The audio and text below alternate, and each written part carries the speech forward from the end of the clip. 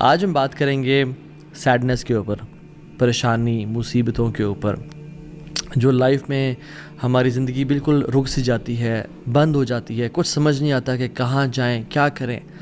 So don't be sad, یہ ہمارا آج کا ٹاپک ہے، اور ہم 3 پرنسپلز کی بات کریں گے، 3 اللہ کے ناموں کے بارے میں بات کریں گے کہ اگر کوئی بھی شخص ان کی امپلیکیشن، اس کا مطلب اور اس کی ٹرو ایسنس کو سمجھ لے تو اس کی لائف میں جو پرابلمز ہیں وہ ڈیمینش ہو جاتی ہیں، وہ پرابلمز نہیں رہتی، اس کو سکون اور چین نصیب ہوتا ہے۔ اور وہ 3 نام کیا ہیں اللہ تعالیٰ کے؟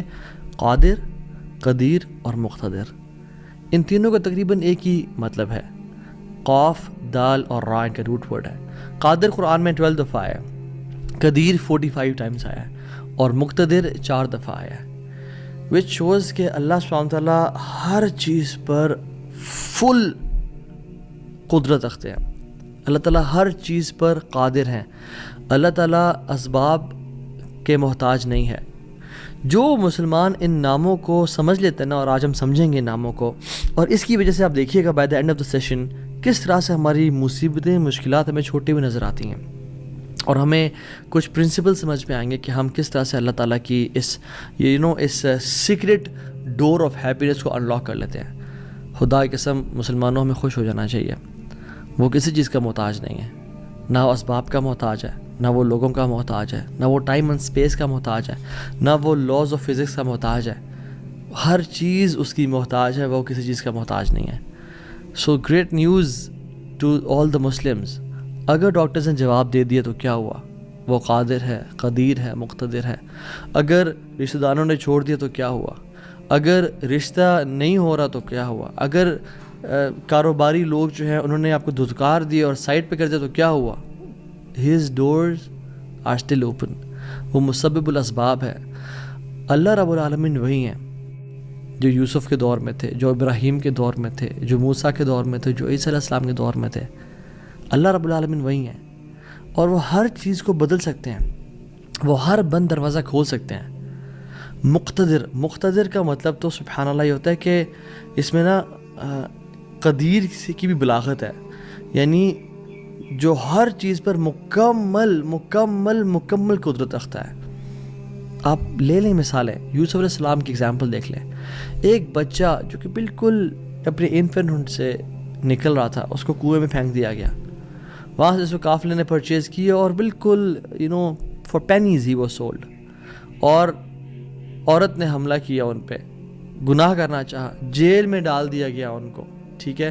وہ شخص جو کنویں میں پھینکا گیا، جو جیل میں ڈالا گیا، جو اتنا بے بس کہ نہ باپ، نہ ماں، نہ بھائی، بالکل مصر میں ان نون اسٹرینجر، اور وہ جیل میں بھی ہو، نو کانٹیکٹس، نو پی آر، کیا بنے گا اس کا؟ القدیر نے، المقتدر نے اس کو وہاں سے اٹھا کے ایجپٹ کے تخت پہ بٹھا دیا۔ اللہ ہر چیز پر قادر ہے۔ ابراہیم علیہ السلام، باپ بھی چھوڑ گیا، باپ نے کہا تجھے میں رجم کر کے مار دوں گا، ہر کوئی ساتھ چھوڑ گیا، حتیٰ کہ سب جمع ہو گئے ان کے خلاف، اور ان کو برہنہ کر کے کیٹاپلٹ میں ڈال دیا، اور وہاں سے جب آگ میں ڈالنے لگے تو کیا پڑھا ابراہیم نے؟ حسبی اللہ و نعم الوکیل، مجھے اللہ کافی ہے۔ اور کیا ہی وہ نعم الوکیل، کیا بہترین دوست ہے، کیا بہترین کارساز ہے وہ۔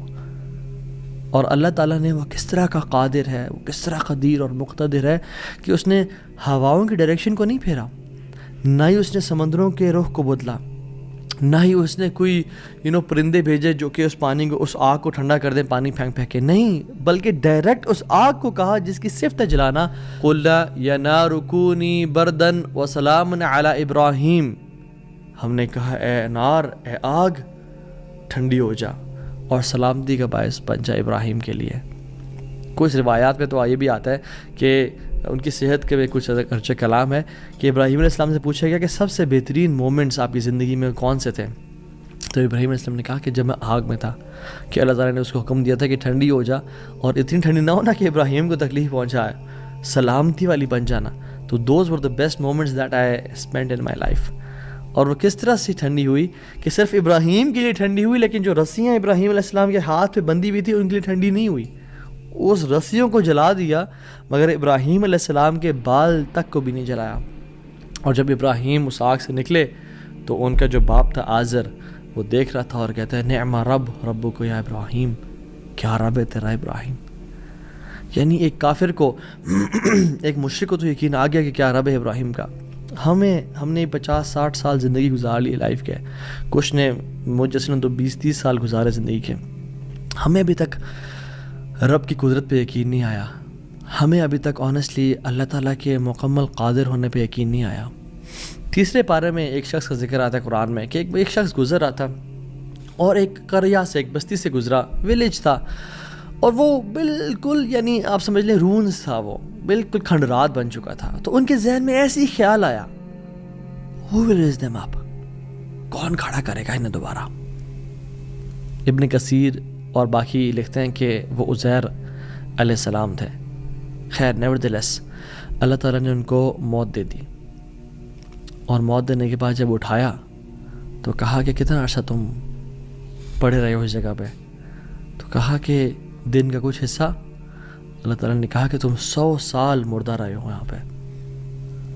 اور ان کا جو حمار تھا، جو گدھا تھا، وہ پیرش ہو گیا، اس کو یعنی کھا کے کیڑے مکوڑے، مٹی نے اس کو ڈیکمپوز کر دیا. لیکن جو ان کا کھانا تھا، اللہ اکبر کیسا قادر ہے اللہ تعالیٰ. فانظر الی طعامک وشرابک لم یتسنہ، اپنے کھانے کو دیکھو اور اپنے پینے کو دیکھو، اس کو کسی نے چھوا بھی نہیں ہے. کھانا ہم باہر سے آرڈر کرتے ہیں، کچھ کھا لیں تو فریج میں نہ رکھیں، اور ایک دن گزر جائے تو وہ باسی ہو جاتا ہے، خراب ہو جاتا ہے. ایک دن کھانا برداشت نہیں کر سکتا، لیکن 100 years گزر گئے، کھانے کو کسی نے چھوا بھی نہیں. اور جو حمار تھا، جو گدھا تھا ان کا، وہ بالکل پیرش کر گیا اور ڈیکمپوز ہو گیا. اور عزیر علیہ السلام کے نظروں کے سامنے اللہ نے اس کو دوبارہ کھڑا کر دیا. کیا کہتے ہیں سب دیکھ کے، اللہ کی قدرت کے مناظر دیکھ کے، جب اللہ کی کامل قدرت دیکھی اور اتھارٹی اوور تھنگس دیکھی تو کیا کہا؟ قلنا اعلم ان اللہ علی کل شیء قدیر.